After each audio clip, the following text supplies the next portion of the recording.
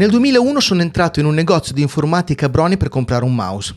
Era una cosa molto semplice da fare, però lì ho incontrato il negoziante. Il negozio era di Paolo Merlini, che è un mio amico, se mi stai vedendo, ciao Paolo. E Paolo si è fermato a parlare un po' con me, sai, facciamo due chiacchiere, come si fa un po' nei paesi, perché Broni alla fine è un paesone.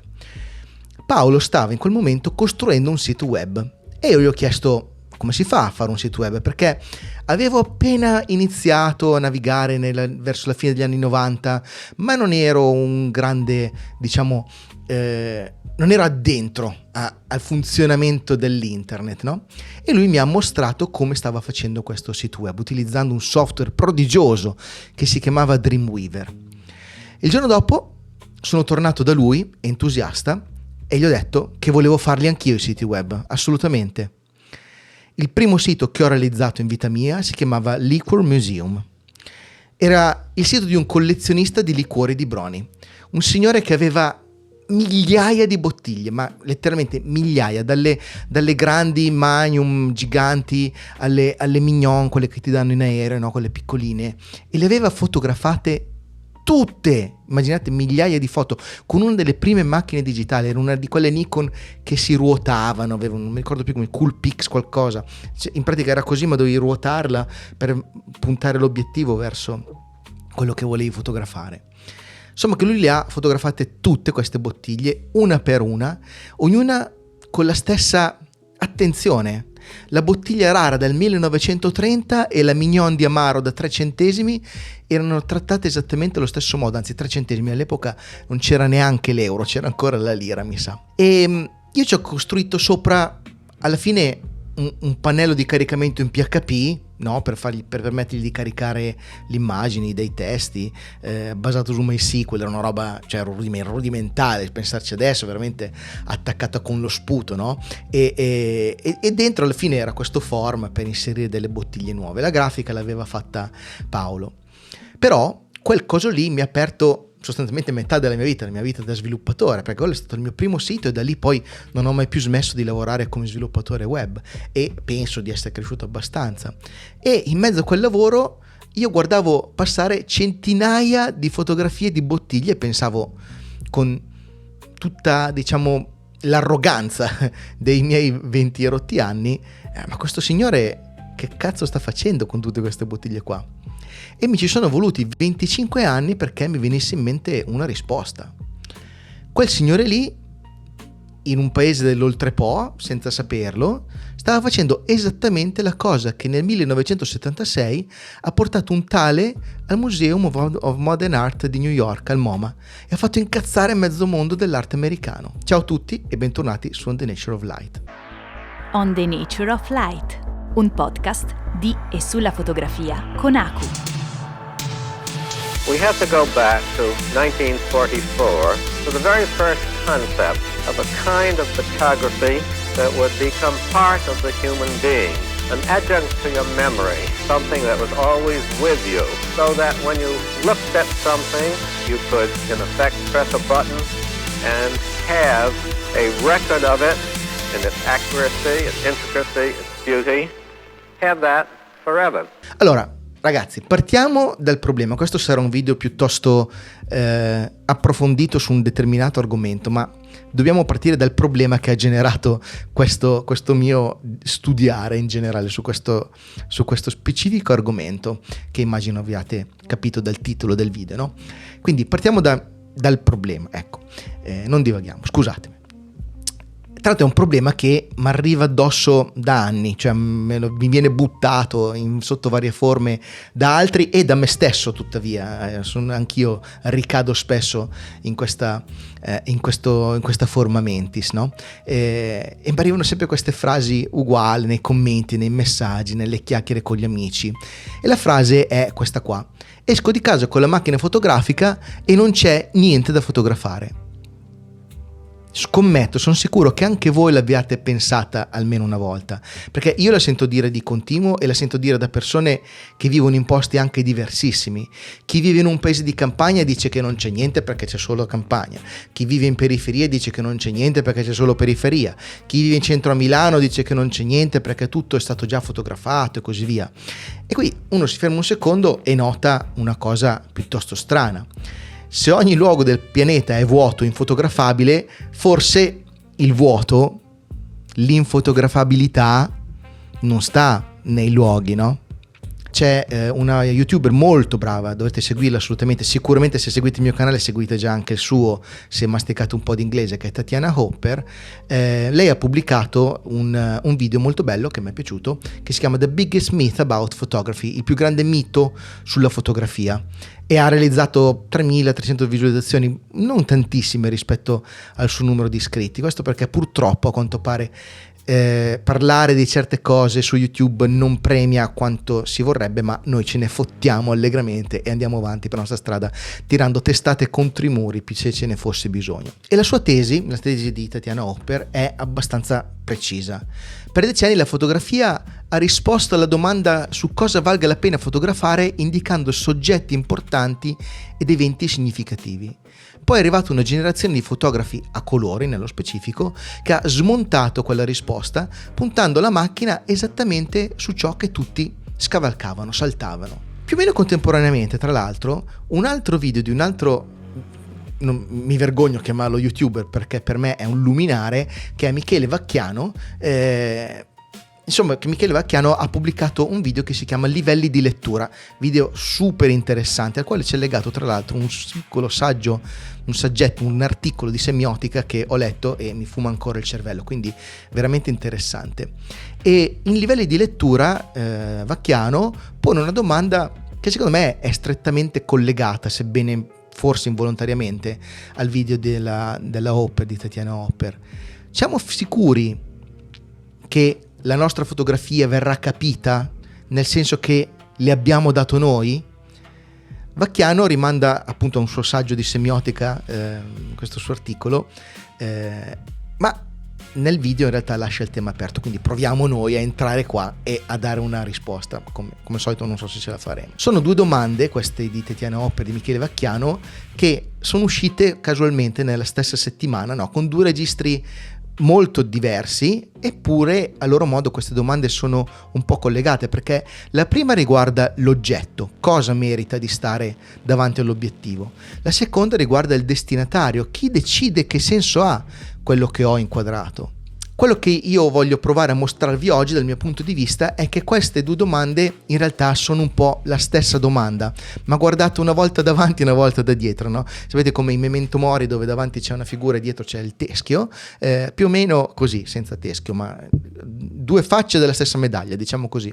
Ora, prima di andare avanti devo, darvi la mia completa apertura per quello che mi riguarda, perché chi fa video di solito può correre il rischio di sentirsi un po' investito di un'autorità che in realtà non dovrebbe avere, no? Perché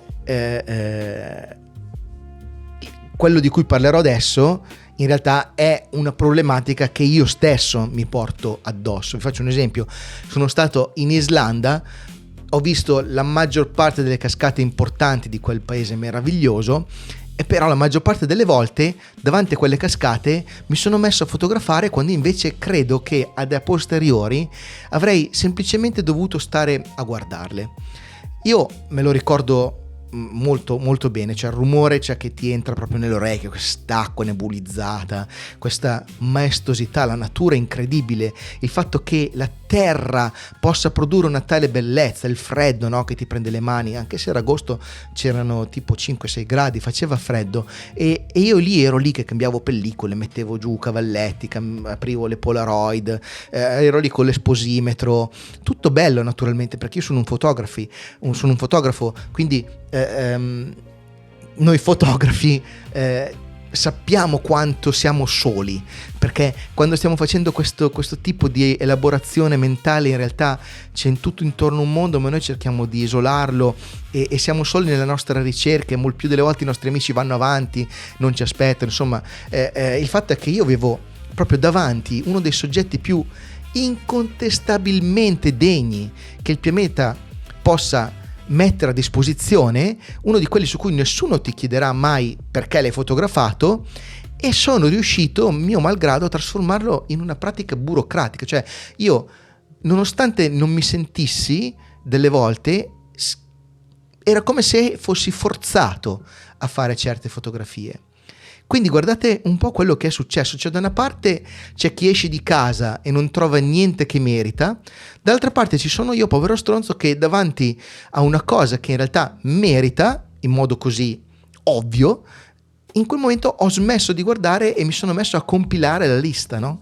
Cioè sembrano due, come possiamo chiamarle? Due malattie diverse, ma sono la stessa malattia, sono lo stesso problema, perché in entrambi i casi c'è una lista che è stata scritta da qualcun altro che decide in anticipo che cosa vale.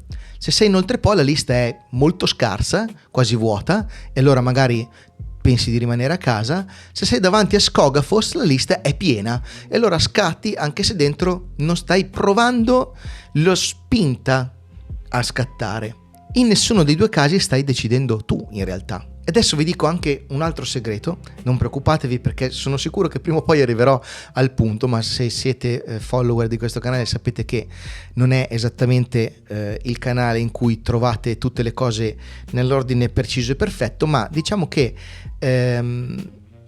questo piccolo segreto di Pulcinella che ha a che fare con il mio hobby, che è stato anche o che è anche un mestiere, quello della fotografia, e che non ha a che vedere niente con l'arte, che torna però utile al racconto.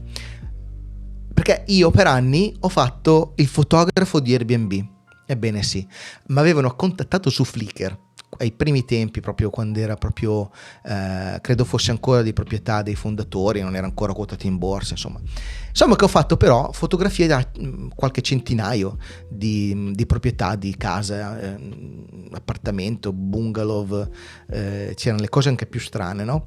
Però per fare le foto Airbnb ti mandava un manuale rigidissimo, cioè un manuale vero e proprio, no? Con i capitoli, scritto, con dentro delle foto d'esempio, e dentro c'erano tutte delle regole su cosa doveva stare nell'inquadratura e che cosa non doveva starci. Quel manuale era, dal mio punto di vista, la versione più tangibile di quello di cui stiamo parlando, no? Di questa lista. Diceva chiaramente: queste sono le cose degne di essere fotografate in una casa, il resto no. Il letto sì, la cucina sì, il bagno con la tenda però deve essere tirata, la crepa nel muro non farla vedere, usa il grandangolo, il disordine toglilo. E io, che sono un fottuto perfezionista del cazzo, tranne che quando non si tratta di me, una volta sono andato a casa di una signora, e questa signora viveva nella periferia sud di Milano, zona più o meno Assago Buccinasco, uno di quei due paesi, non mi ricordo, è vicino al Forum, non tanto lontano dal Forum. E cazzo, quando entro la casa è molto molto molto disordinata, no? Airbnb ci imponeva a noi fotografi di telefonare prima e chiedere ai proprietari di mettere tutto in ordine, e io avevo telefonato, avevo ribadito che fosse molto importante che la casa fosse un po' pulita, messa in ordine, di modo che le foto sembrassero di una casa ordinata, no? Però quella signora, poveretta, mi sembrava molto confusa, un po' di, non dico disperata, però si vedeva che probabilmente stava provando ad arrotondare, cercava di portare a casa qualcosa, affittando però una casa che non era ancora pronta per essere affittata. E io ho provato a fare del mio meglio, ho provato a fare le foto seguendo il manuale e sono venute male, cioè ma veramente male, malissimo. Questo naturalmente nella mia testa, e quindi ho provato ad aggiustarle. Allora c'era sì Lightroom, ma tra l'altro non ero molto esperto, sono riuscito un po' ad aggiustarle, ho perso un casino di tempo e alla fine non me la sentivo di consegnarle perché erano brutte. Volevo addirittura chiamare la signora per riprogrammare, ma nel frattempo diciamo che il mio tempo per scattare e consegnare le foto del Airbnb era scaduto, no? Perché continuavo a dirmi che non erano abbastanza buone, anche se probabilmente col senno di poi in realtà lo erano. Quindi cosa succede? Che Airbnb ti dice: tu basta, adesso mandiamo un altro. E Airbnb mi ha dato un altro fotografo, lui è andato, ha fatto le stesse mie identiche foto, le foto sono state accettate, la proprietà è rimasta online per anni e io da quel giorno non ho più fotografato per B&B, giuro, mai più, per la vergogna di essere arrivato in ritardo. E questa storia me la porto dietro per un sacco di motivi e ci ho fatto pace, diciamo, recentemente in realtà. Tra i vari motivi per cui me la sono portata dietro ce n'è uno che c'entra appunto con il video di oggi. Perché quella casa era piena di fotografie, era piena. Il disordine di una vita che alla fine non tiene, c'è la confusione di quella signora, la sproporzione tra quello che sperava e quello che aveva. Era tutto lì dentro quelle stanze, io avrei potuto vederle, avrei potuto fotografarle, anche solo per me, ma no, non le ho viste. Non perché già all'epoca, diciamo, non fossi capace di vederle, ma perché avevo in mano questo manuale che mi diceva che quelle cose non erano soggetti. Quindi la domanda di questo video, e ci siamo, è: chi cazzo ha scritto quel fottutissimo manuale? Perché una versione di quel manuale più o meno ce l'abbiamo tutti in testa, anche quando nessuno ce l'ha stampato o consegnato, e ha addirittura, se vogliamo, una vera e propria data di nascita. L'idea che esistono cose degne di essere rappresentate e altre invece no, non è un'intuizione naturale dell'occhio, non è istinto, è una norma quasi istituzionale ed è stata scritta da un signore in un anno preciso. L'anno è il 1667 e il signore si chiama André Philibien. Philibien era uno storiografo dell'Académie Royale, scusatemi, io il francese, sono appena stato in Francia, ma il francese non riesco a parlarlo, però dell'Académie Royale de Peinture et de Sculpture, insomma l'Accademia Reale di Pittura e Scultura. Era alla corte di Luigi XIV, era proprio al centro del potere culturale europeo di quel secolo. E in un libro che ha scritto tra il 67 e il 69, 1667 e 1669, codifica quella che poi tutti chiameranno la gerarchia dei generi pittorici. Chi dipinge paesaggi vale più di chi dipinge frutti, fiori e conchiglie. Chi rappresenta animali vivi vale più di chi rappresenta cose morte. E poiché la figura umana è l'opera più perfetta di Dio in terra, chi dipinge figure umane è molto più eccellente di tutti gli altri. In cima a tutto ci sta la pittura di storia, perché contiene dentro di sé tutti gli altri generi e li tiene subordinati. Il ritrattista, nota Philibien, non ha ancora raggiunto quell'alta perfezione dell'arte. Adesso, non stiamo a sottilizzare sulla classifica esatta, ma possiamo pensare al meccanismo di questo, no? Perché questa gerarchia, che oserei definire un po' grossolana, non classifica proprio le immagini. Cioè non è che dice questa immagine è meglio di questa, ma classifica proprio i pittori attraverso le immagini che realizzano. È molto importante questa differenza. È un dispositivo di ordinamento professionale, se così vogliamo chiamarlo, che prova in qualche modo a sembrare ontologico, ma non lo è. Cioè, sembra che stia dicendo qualcosa sul mondo, sulla dignità delle cose, sull'ordine del creato, e invece sta dicendo chi prende più soldi e chi entra in accademia.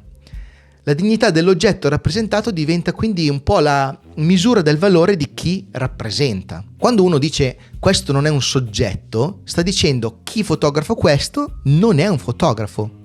Il classico gattino, il tramonto, Settimio Benedusi, tanti dicono se fotografi il tramonto non sei un fotografo, se fotografi il tuo gatto non sei un fotografo.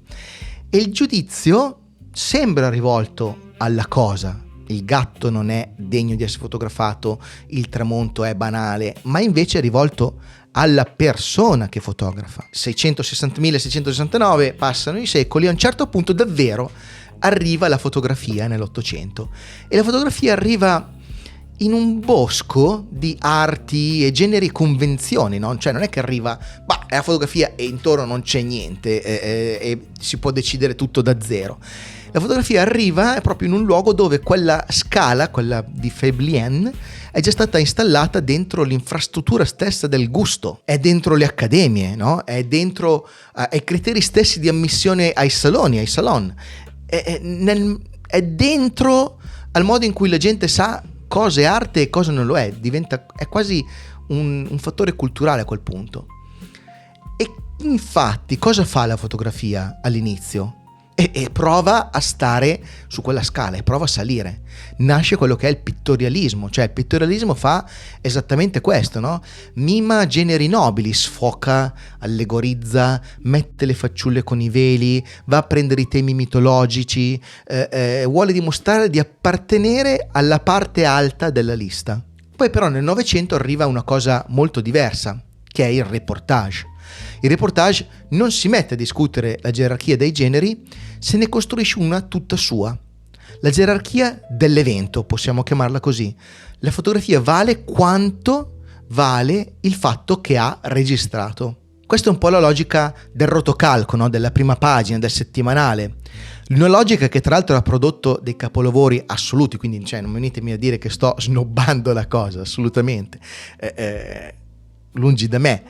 Però il fatto è che ha prodotto anche un'equazione che non è mai stata dimostrata da nessuno.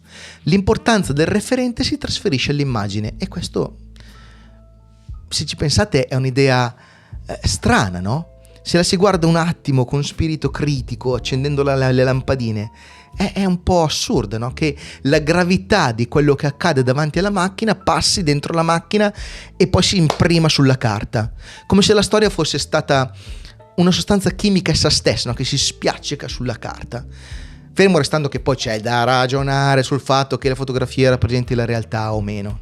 E questa equazione qui, tra l'altro, è quella che ci tiene in ostaggio ogni volta che apriamo Instagram, perché la gerarchia dell'evento ha un vantaggio commerciale enorme rispetto a quella di Feblien e la gerarchia dell'evento è democratica solo in apparenza. Non ti chiede di dipingere una scena mitologica, ti chiede solo di essere nel posto giusto. Tutti possono essere nel posto giusto. Una guerra, una manifestazione, un incendio, l'eclissi, un resort da ricconi, Dubai, sarcazzo dove, il posto giusto. Il valore te lo porta il fatto, tu devi solo arrivare in tempo e o essere invitato. Ed è per questo motivo che quando non c'è nessun fatto, cioè tipo il 99% dei giorni della nostra vita, uno si sente un po' disarmato. Non ci manca tanto il talento, quello ce l'abbiamo, ma ci manca l'evento. E noi abbiamo imparato che senza l'evento non c'è l'immagine. Se sei un reporter senza notizie in un paese dove non succede mai niente, cosa fai? E poi c'è un secondo filologico che secondo me è anche più interessante e importante. Nel 1965 esce un libro che si chiama Un art moyenne, forse credo l'averlo pronunciato non così male, che di fatto è un'inchiesta collettiva diretta da Pierre Bourdieu. Questo è un libro sulla fotografia, ma non sull'arte fotografica. È un libro sulla fotografia che fanno le famiglie. Ho fatto un video tempo fa su questo argomento, quella che io chiamo la fotografia media, che poi è un po' anche questo argomento quello che ha appunto dato origine a uno dei progetti come Mid-Century Memories, eccolo qua, che per me è assolutamente uno dei più straordinari libri di fotografia che potreste comprare. Link in descrizione, così magari aiutate il canale con una percentualina. Comunque, non volevo fare lo spottone, ma il concetto è: questo libro è un capolavoro, ma non perché ci sono belle foto, ma per quello che è. Nel libro appunto di Bourdieu viene fuori una cosa super interessante, cioè che la pratica fotografica popolare è governata da norme implicite che definiscono quali sono le occasioni e gli oggetti fotografabili. Si fotografa il matrimonio, si fotografa il battesimo, si fotografa la prima comunione, la gita, la partenza per il militare, la festicciola in casa. La fotografia in quel caso funziona come rito del culto domestico e il suo compito è solennizzare i punti alti della vita collettiva. Oggi, ai tempi di Instagram, la gerarchia è sì cambiata perché la società è cambiata, ma è ancora presente. Si fotografano i piatti ben impiattati, i cieli azzurri, le persone interessanti, la bellezza effimera di un dettaglio visto di passaggio.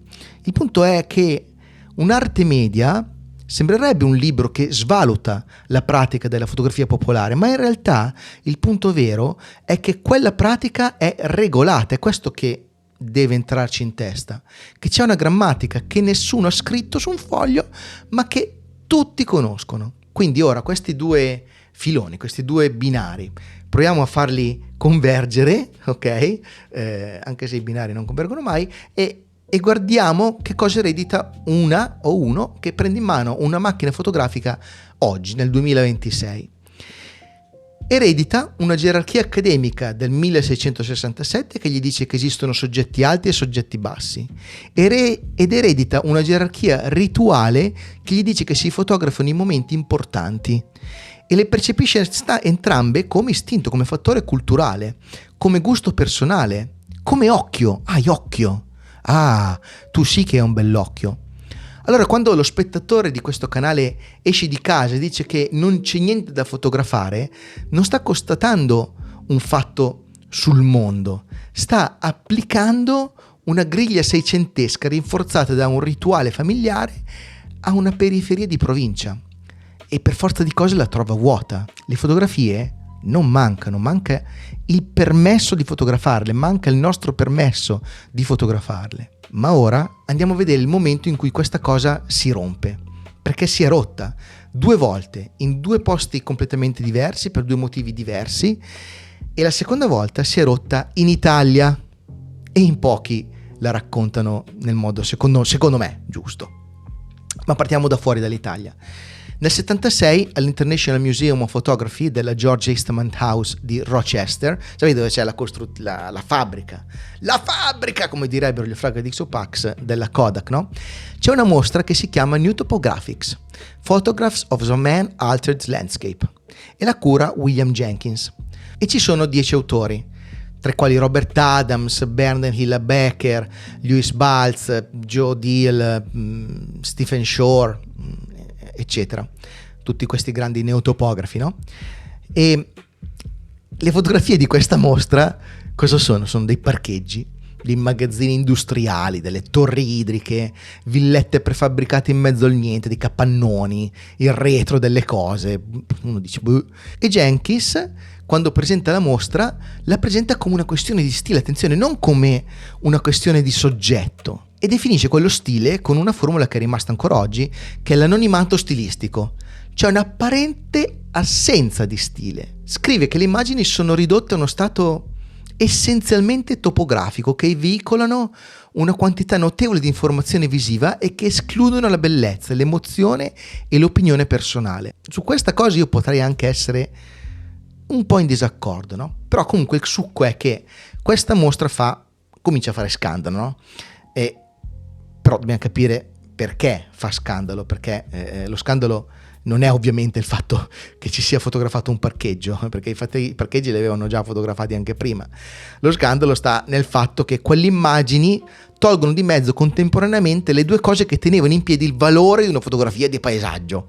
La prima era la nobiltà del soggetto, la seconda era l'evidenza dello stile, soggetto e stile. Ansel Adams, il grande Ansel Adams, le dominava entrambe, no? Queste guardavi una sua stampa e sapevi 2 cose in un decimo di secondo, cioè che quel posto era importante, lo Snake River è importante, e che c'era un uomo dietro quella macchina che lo stava interpretando, no? Snake River più la mano, il soggetto più l'autore, era un connubio. Balz, Deal e Becker eccetera non te ne danno nessuna di queste 2 fasi, di queste 2 importanti colonne. Un'immagine che non dichiara né perché quel luogo meriti attenzione, né come l'autore lo stia interpretando, ti obbliga per forza di cose a fare da solo un lavoro che eri abituato a ricevere già pronto.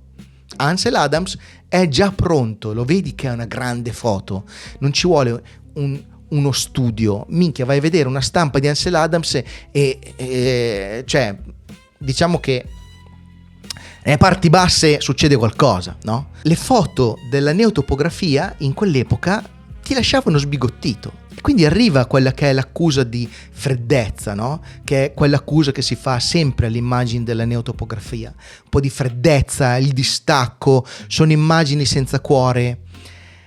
Ma dal mio punto di vista la freddezza è la reazione tipica di chi si trova per la prima volta senza istruzioni.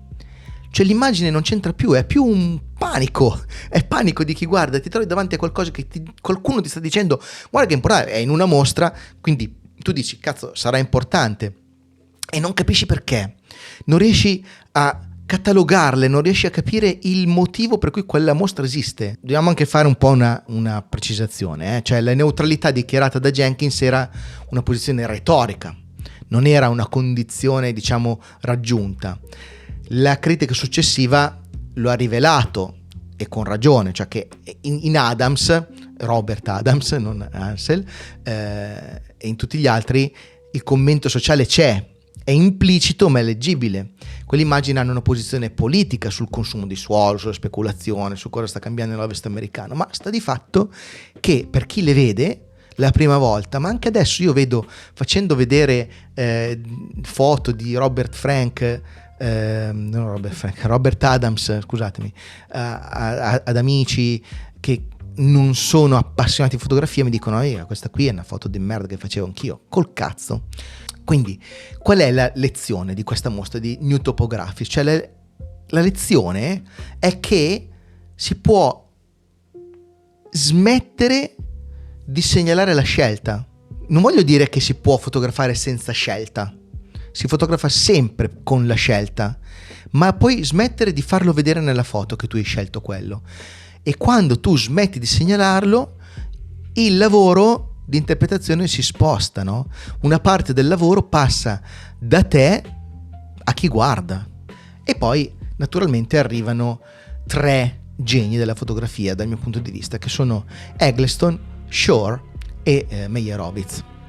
Partiamo da Eggleston, il quale toglie completamente la gerarchia del soggetto. Nel 1976, il 76 è proprio un anno mirabile per questo video, il MoMA dedica a Eggleston la prima personale di fotografia a colori della storia del museo, no? E l'accompagna con un libro, la William Eggleston Guide. Ho fatto un video su questo meraviglioso libro, dove c'è anche il saggio di John Sarkowski, che è anche il curatore della mostra, che si è preso tutti gli insulti e la shitstorm che è seguita a questa mostra e da questa mostra viene fuori la formula che rimane diciamo un po' addosso ad Eggleston, che è fotografare democraticamente, che ha tra l'altro questa formula un significato operativo più che ideologico, cioè vuol dire che uno scatto per ogni soggetto. Vuol dire che non c'è gerarchia interna fra le cose possibili da guardare, nessun bracketing dell'attenzione, che vogliamo chiamarlo così. Non torni indietro, non insisti, non ti accanisci sulla cosa che meritava di più, perché non c'è la cosa che meritava di più. Sarkowski, che era il direttore del dipartimento di fotografia del MoMA in quel periodo, e quindi non era esattamente un povero pirla come me che parla su YouTube, ma diciamo sapeva il fatto suo, parla della sua capacità di monumentalizzare le minuzie della vita quotidiana e arriva a scrivere addirittura, forse esagerando, come le immagini di Eggleston gli sembrino perfette. Sul New York Times, per far vedere un po' com'è diciamo le varie campane, no? Sul New York Times Hilton Kramer scrive una recensione che è entrata nella storia, no? Sostanzialmente dice: perfette, perfettamente banali, forse perfettamente noiose, certamente. Insomma, c'è un botta risposta, no? Che è il momento esatto in cui la gerarchia del soggetto smette di essere invisibile e diventa oggetto proprio di conflitto pubblico, ci si ragiona sopra. Finché nessuno nomina questo conflitto, finché nessuno nomina la gerarchia del soggetto, tutto funziona, non c'è problema, va tutto bene. Nel momento in cui 2 tizi colti e esperti litigano, tra l'altro su un giornale, su il valore di un triciclo, quella cosa, la gerarchia del soggetto, è istantaneamente diventata discutibile e probabilmente non funzionerà mai più. Tra l'altro Eggleston usava il colore, altra cosa che spostava un po' gli animi, no? Perché il colore non era considerato materiale fine art, ma in Eggleston il colore è la cosa che fa la composizione, no? Non è semplicemente un attributo che si aggiunge alla forma, alla composizione, ma proprio la fa la composizione. Il soffitto rosso, quello con la lampadina e i cavi, non è soltanto un soffitto colorato di rosso, è proprio uno sfondo, no? Dentro il quale si trovano le lampadine dei cavi. Se andiamo a togliere da quell'immagine quel colore, l'immagine perde l'esistenza stessa, cioè non è che perde qualità, proprio smette di esistere in quanto immagine, è fatta così quell'immagine. E tra l'altro, se avete visto il video che ho fatto su Eggleston, ve lo lascio in descrizione, il mitico, sempre eterno Ansel Adams, che tutti dobbiamo baciargli i piedi e dire che era il più grande, sempre su questa faccenda ha veramente strippato, cioè a un certo punto ha visto sta mostra, almeno ha sentito parlare di sta mostra, cioè, proprio non ce l'ha fatta, gli è partito l'embolo, è diventato, com'è che si chiamava, il leone da tastiera Napalm 52, non mi ricordo più come lo chiamava Crozza, e ha scritto una lettera degna delle migliori Karen possibili immaginabile, lamentandosi: e dove si andrà a finire il mondo, chi sta pensando ai bambini?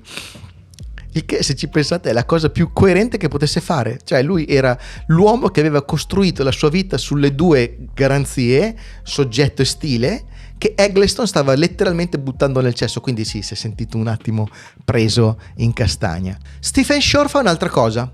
Shore invece toglie la gerarchia dello sguardo, cosa diversa.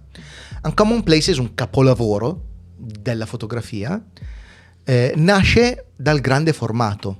E il grande formato non è proprio un piccolo dettaglio da attrezzisti, portarsi dietro una fotocamera 8x10 ti impone come minimo dei tempi lunghi, delle posizioni frontali, una profondità estesa, un dettaglio uniforme su tutto il piano dell'immagine molto spesso. E quello che ne viene fuori è un'immagine in cui nessun punto è realmente privilegiato. L'incrocio, l'insegna, l'automobile parcheggiata, il bordo del marciapiede, il palo della luce hanno tutti la stessa densità descrittiva. Quindi nessuno di quegli elementi ti dice guarda me. Da qui viene, secondo me, l'apparente neutralità di Shore. Apparente perché la costruzione di quell'immagine è estrema e la scelta del punto di ripresa è in realtà ossessiva, quindi è solo apparente la neutralità.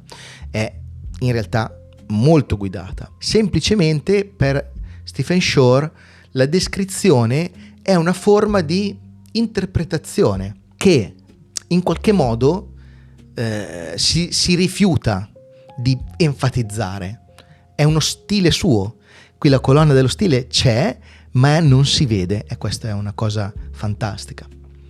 E poi arriva Meyerowitz, Joel Meyerowitz, che fa, diciamo, la terza cosa dirompente e la fa nella direzione opposta, no? Meyerowitz si tiene il contratto pittorico e cambia soltanto l'oggetto. Cape Light esce nel 78, quando sono nato io. Ci sarà un motivo? Io non credo. Comunque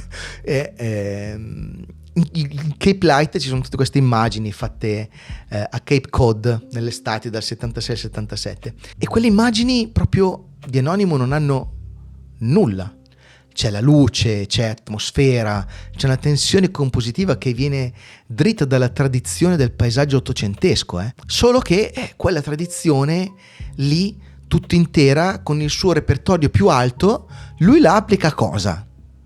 A una grande scena? No, la applica a una veranda, a un distributore di benzina, a una piscina, e dimostra in questo modo, secondo me, la stessa tesi di Shore, ma dalla via opposta. Dicevamo prima che ci sono due facce delle medaglie, e se prendi il banale e gli applichi il repertorio più alto della composizione, il banale comunque regge, non si sbriciola, il che vuol dire, se uno ci fa caso, che non era il soggetto a mancare. Quindi in questo caso abbiamo visto 3 strategie diverse, 3 temperamenti diversi, ma un solo risultato: la dignità non stava nell'oggetto. Ora, se il video finisse qui, io avrei più o meno tradotto in italiano quello che ha detto Tatiana Hopper.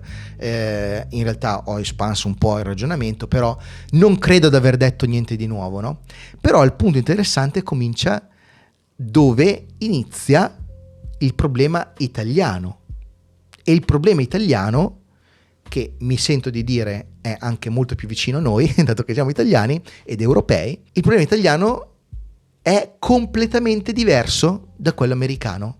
Secondo me è anche più difficile, secondo me ha anche più importanza filosofica. Gli americani lavorano su un paesaggio non ancora codificato. Il West fotografato c'era, ok? Ma c'erano interi generi di luoghi che non avevano mai visto un fotografo, che nessuno era venuto in mente di inquadrare. La loro operazione era additiva, cioè portare dentro all'inquadratura una cosa che nessuno aveva ancora messo dentro a quell'inquadratura. In Italia, volenti o nolenti, è il contrario, cioè, il paesaggio italiano è probabilmente, la butto lì, la superficie più fotografata, la superficie più dipinta del mondo. È satura di immagini precedenti, dal Grand Tour alla cartolina, passando per il calendario delle poste, il calendario Pirelli, la copertina della Lonely Planet, quello che volete. Il paesaggio italiano l'hanno visto tutti. Voi provate a fotografare un borgo sulle colline in Toscana, provateci.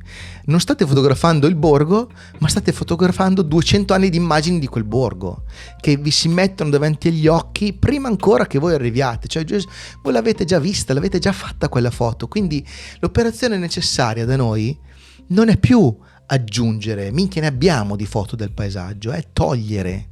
Bisogna disinnescare un'immagine che è già fatta, già pronta. E questo è esattamente il lavoro del grande, immenso Luigi Ghirri, Kodachrome.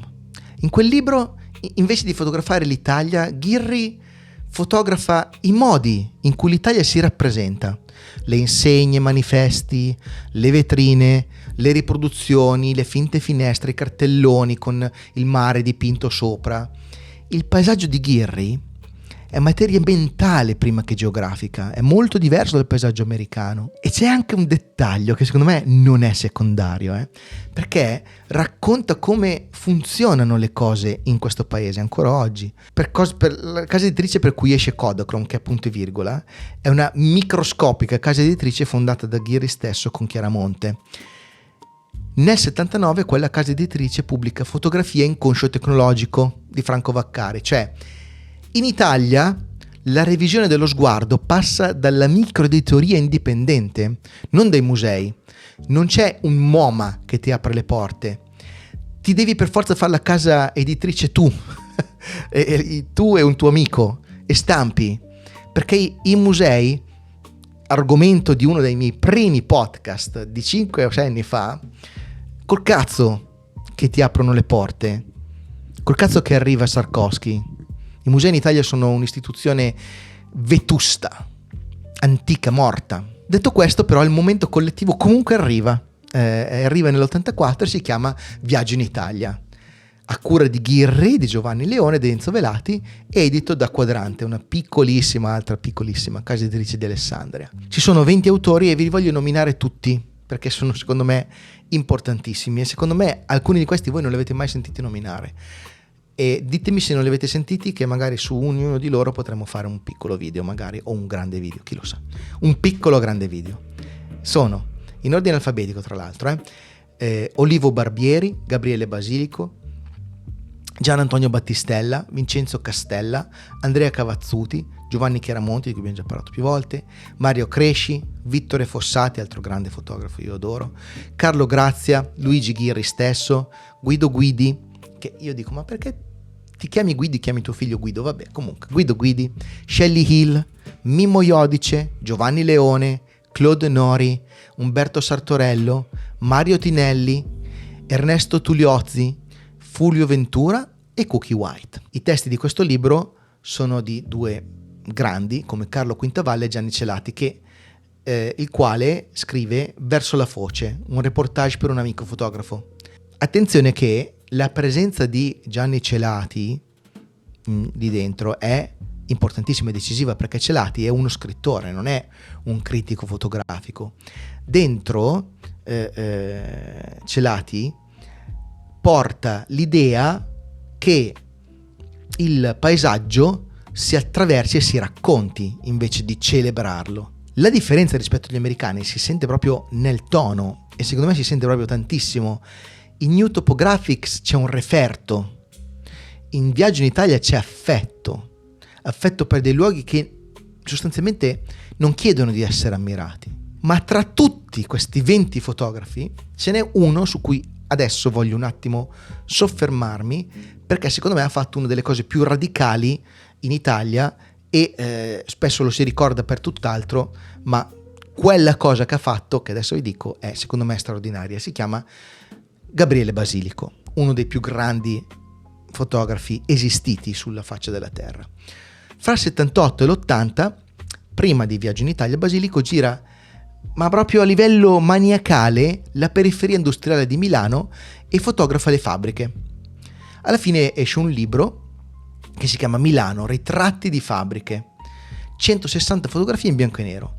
E dentro il libro c'è proprio la mappa di Milano, no? Consegnato sopra dove stanno tutti i capannoni, quelli che ha fotografato. Questo dettaglio della mappa secondo me è proprio una delle cose più belle di tutta la faccenda. Una mappa dentro un libro di fotografie serve per dire sostanzialmente una cosa sola. Questo è un rilevamento, c'è un territorio, io lo ho attraversato tutto e vi dico dove ho fatto le foto. E il titolo poi è chiaramente una dichiarazione di guerra alla lista di Felibien, no? Perché secondo me è proprio voluta. Cioè, ritratti di fabbriche. Ritratti. Non vedute, non è documentazione, è il paesaggio industriale, ritratti di fabbrica, cioè prende il genere che nella gerarchia sta in alto, quello riservato alla figura umana, e lo appiccica addosso a un capannone della Bovisa. Tra l'altro ha una periferia che in quegli anni stava già morendo, no? Quelle fabbriche lì, molte di quelle che sono fotografate anche solo 10 anni dopo non c'erano già più, quindi succede la cosa che succede sempre, no? Uno fotografo quello che secondo la lista non merita e 20 anni dopo diventa l'unica testimonianza che abbiamo di come era fatta una città. La lista dice che cosa merita adesso. Il tempo quella lista la smentisce con una regolarità che è comica. Quindi mettere Ghirri accanto ad Eggleston secondo me è proprio la prova che la rottura è avvenuta 2 volte con 2 problemi diversi. E qui mi sono segnato di dover fare una piccola digressione, mi perdonerete, ma questa cosa mi gira in testa da quando ho cominciato a leggere un po' di documentazione per fare questo video e ve la devo dire, sapete che io sono il re delle digressioni, ma nella letteratura c'è un signore che io adoro che ha fatto questo stesso lavoro, no? E l'ho fatto anche prima, è Georges Perec, quello dell'Oulipo, quello dei vincoli, no? Quello che scrive senza le di cui ho parlato anche in un altro video, ve lo metto sempre in descrizione se mi ricordo. Nel 1974 Perec si siede in Place Saint-Sulpice a Parigi e per 3 giorni scrive tutto quello che accade e che di solito non viene registrato. Gli autobus che passano, il loro numero, i piccioni, i giapponesi su un pullman, il colore di un cappotto, e ne esce un libretto che si chiama Tentativo di esaurimento di un luogo parigino. Meraviglia. Perec, per questa roba, ha una parola che secondo me è assolutamente perfetta e che può essere applicata anche alla fotografia, e la chiama l'infraordinario, cioè quello che accade quando non accade niente, che è un po', se ci pensate, quasi tutto il tempo della vita di ognuno di noi. Quindi, se voi cercate un programma per uscire di casa domani mattina a fare foto, secondo me non vi serve un libro di composizione, anche se i libri di composizione e la composizione sono molto utili. Vi serve Perec, vi serve quella parola, infraordinario. Andate e infraordinariate. Adesso però arriva l'obiezione e voglio affrontarla prima che arrivino nei commenti i soliti simpaticoni, no? Gli amici commentatori che hanno studiato tanto e vogliono fare i brillanti. L'obiezione è: se qualsiasi cosa può essere fotografata, cosa distingue Eggleston da una foto casuale? Lo potevo fare anch'io. Se il triciclo vale, allora vale anche la foto sfocata del mio pollice, che in realtà è a fuoco. Se non c'è più soggetto, che cosa fa da garanzia? Cosa resta se togliamo il soggetto? Questa in realtà è una domanda seria. Cioè, lo potevo fare anch'io è un'obiezione seria e chi la fa coglie un punto importante, ma vi do 3 risposte, un po' in ordine di importanza crescente, anche se sulla terza ci devo ancora riflettere, no? Come diceva Einstein, dell'ultimo non sono così sicuro. La prima risposta a questa obiezione è la necessità interna della forma. Le immagini di Eggleston sono costruite in modo rigoroso, sono composte, sono decise, hanno una struttura che regge. La banalità sta nel referente, non nella fotografia. Attenzione, questo è importantissimo. Una foto casuale è casuale nella struttura, non nel soggetto. Questa cosa si verifica guardando e non serve la teoria. Mettete accanto una fotografia di Stephen Shore e una fotografia turistica dello stesso incrocio e vedrete in 3 secondi che una delle due è tenuta insieme da qualcosa e l'altra è tenuta insieme da niente. È proprio una questione di quante decisioni ci sono dentro. E la seconda risposta all'obiezione è il corpus. Questo secondo me è una questione ancora più forte della prima, perché riguarda tutti noi che fotografiamo. Un'immagine da sola molto probabilmente non dice niente, può essere bella, può essere brutta, ma dice poco. Uncommon Places, per esempio, funziona come insieme, come sistema, come somma di fotografie riuscite. C'è la coerenza di un metodo applicato centinaia di volte. Questa è un'evidenza che il singolo scatto fortunato, la botta di culo, non può produrre in nessun modo. Cioè, ti produce la singola foto, ma non ti produce la coerenza. Quindi la domanda giusta forse non è questa foto è buona, forse la domanda giusta è: esiste un lavoro dentro al quale questa foto è necessaria? E quindi veniamo alla terza risposta all'obiezione di qui sopra, che è un po' più appunto fumosa. Ci sto ancora ragionando, non sono ancora giunto a una verità definitiva, perché c'è questo saggio molto bello di Artworld, di Arthur Danto, dove si sostiene che nulla nell'oggetto lo rende arte. Per essere arte serve un'atmosfera di teoria, serve una storia, serve un mondo dell'arte che riconosca questa cosa. E questa cosa è vera come descrizione del meccanismo di consacrazione, ma forse è insufficiente come criterio di giudizio. Danto ti spiega perché Eggleston sta al MoMA, ma non fa nulla per spiegarti perché le sue foto sono buone. Quindi il rischio un po' è quello di usare l'autorità al posto dell'argomento, che per me è tipo il male assoluto. Quindi per questo che la risposta finale è che forse la gerarchia in assoluto non è stata abolita, si è solo spostata, no? Non sta più nel soggetto, sta nella coerenza di un lavoro. La gerarchia sta più nel corpus, nel lavoro, ed è una gerarchia che è ben più esigente della precedente, perché la vecchia gerarchia si poteva ereditare, bastava scegliere il soggetto giusto e una parte di quel lavoro era già fatta da altri prima di te.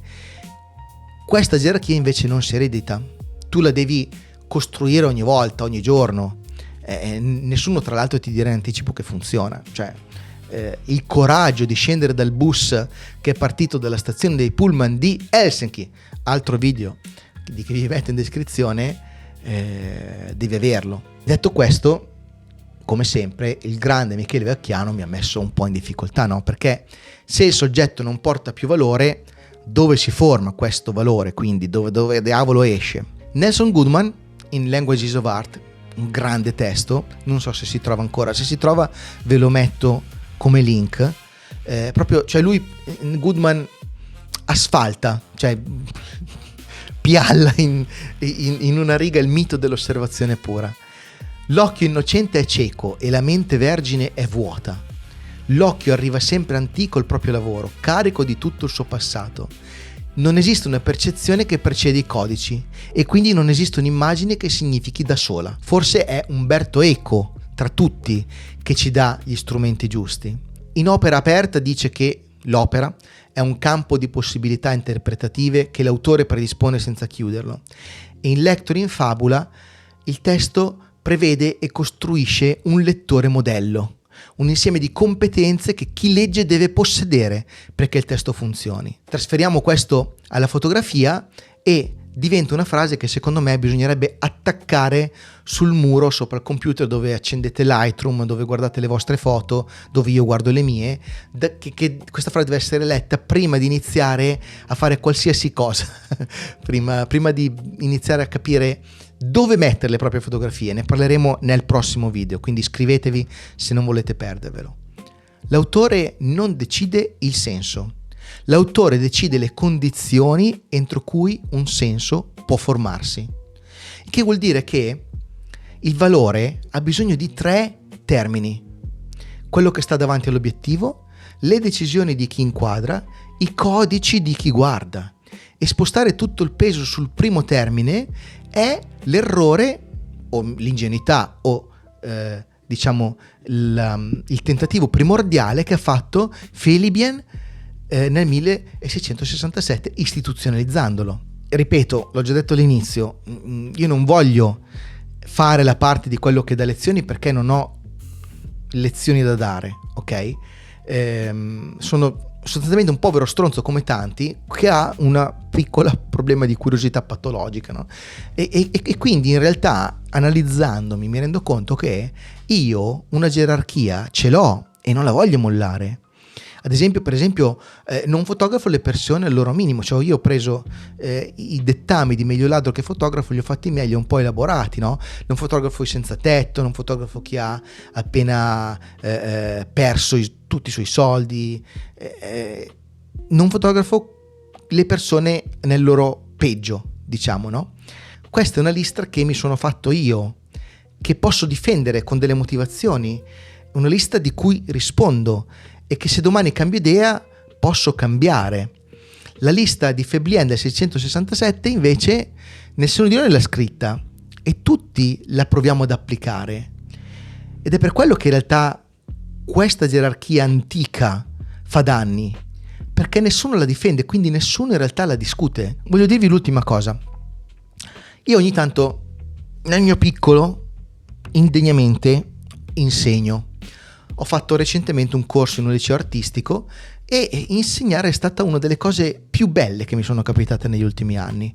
C'erano in questa classe 25 studenti e dentro quella classe ho proprio riconosciuto la mia classe, no? Di quando io ero adolescente, andavo io al liceo, c'era il gruppetto interessato, alcuni ci facevano i cazzi loro, altri erano distratti, poi c'era la tipa che voleva seguire ma il moroso gli rompeva i coglioni, quindi lei doveva seguire il moroso e si vedeva che avrebbe voluto sentirmi, non l'ha fatta sentire, quindi le ha dato fastidio. Però io lì davanti a questi ragazzi, questi giovani, per 2 ore alla volta, che cavolo devo fare? Devo trasmettere una griglia in qualche modo, dico cosa guardare e quindi dico anche di riflesso che cosa non guardare. Non c'è modo forse di insegnare senza farlo, anche se io ho provato in tutti i modi a farlo. E la stessa cosa l'ha fatta con me mio papà. E lui con generosità, no? Mi ha messo in mano la prima macchina fotografica e cosa ha fatto? Mi ha portato a Parigi da piccolo e mi ha avvicinato un po' all'arte, alla storia dell'arte, mi ha fatto vedere il Louvre, il Museo d'Orsay e tutto quanto, e mi ha inculcato quelle cose lì, perché quella è la nostra cultura. E io tutto quello che so visivamente ha cominciato da lì. E quindi dentro quel regalo, dentro l'insegnamento, dentro quella macchina fotografica regalata, dentro la visita al Louvre, c'è sì il regalo, l'offerta di qualcosa, ma c'è anche questa lista. Liste alla fine si trasmettono così, con affetto, dentro le cose belle, sono dei cavalli di Troia. Quindi alla fine della fiera, la domanda vera non è come liberarsi dalle gerarchie, dalle liste, perché non è possibile, siamo esseri umani, abbiamo bisogno di gerarchie. La domanda è: quanta parte della mia gerarchia posso ancora guardare in faccia? E allora la sostituzione che vi propongo non è consolatoria e non è per niente comoda, ed è che al posto della domanda su cosa meriti di essere fotografato, ci facciamo altre 2 domande. 1.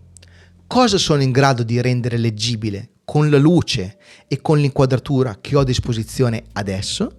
Non domani, non in Islanda, non a sarcazzo quando, non quando avrò il 135 f1.4 meraviglioso, ma oggi, tipo adesso. Cosa posso fare adesso con gli strumenti che ho a disposizione e con la cultura che ho a disposizione? E la seconda domanda è: dentro quale lavoro questa immagine è necessaria?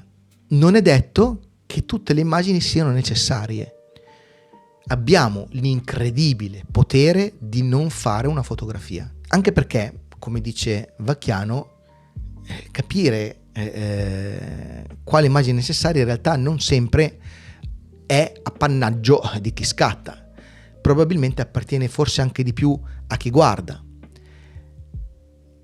E questa cosa un fotografo la può vivere un po' come una perdita di controllo, no? In effetti lo è, cioè un fotografo è un maniaco del controllo, perché porca miseria deve spippolare qualunque cosa per ottenere esattamente quello che vuole, e l'idea è che poi una volta una volta pubblicata questa immagine, questa non gli appartenga più e perda completamente il controllo sul significato, su quello che la gente gli attribuisce, è abbastanza inquietante. Ma è anche la condizione, no? Cioè proprio la condizione che ogni immagine che sia mai riuscita a significare qualcosa per qualcuno è soggetta, a cui ogni immagine è soggetta. Quindi, tornando all'inizio, secondo me quel signore di Brony, quello che ha fatto quelle migliaia di fotografie, le migliaia di bottiglie, fotografate tutte, una per una, come se avesse qualcosa che io a 22 anni non ero attrezzato per vedere, non stava facendo arte, sicuramente non gli interessava, stava facendo una cosa un po' più semplice, ma anche nella sua banalità in realtà più difficile. Stava dando la stessa attenzione a tutto, senza chiedere permesso a nessuno. Lui voleva fare quello e vaffanculo tutti. Poi però io, che penso di aver capito questa cosa qua, sono andato in Islanda e ho fotografato le cascate invece di guardarle, no? Quindi alla fine, come sempre, non ho capito niente, nemmeno adesso, e quindi evidentemente c'è ancora tanto da fare. È davvero tutto. Questa è la parte in cui, Madonna santa, devo dirvi le cose che devono dire gli youtubers, perché per me è veramente uno sforzo abbastanza immane, però cerco di farlo veloce. Se questo canale vi interessa, iscrivetevi. Io non pensavo, ma serve. Per voi è gratis e a me dà una mano enorme. E poi su Substack c'è anche la non newsletter. Nei prossimi giorni magari scriverò qualcosa su questo argomento, se vi può interessare, no? Su Ghiri, magari su Viaggi in Italia, vediamo, perché qui ho potuto parlarne per 10 minuti, ma magari vale la pena ampliare. Detto questo, trovate tutto nella descrizione, e poi se avete voglia scrivetevi nei commenti se siete d'accordo, se non siete d'accordo, se questo video vi ha fatto schifo, se vi è piaciuto, e ditemi una cosa interessante: qual è l'ultima cosa che avete deciso di non fotografare, e soprattutto perché? Perché se voi foste miei amici e ci incontrassimo al bar, questa è una domanda che vi farei. Quindi vi do un grandissimo abbraccio e ci vediamo al prossimo video. Ciao!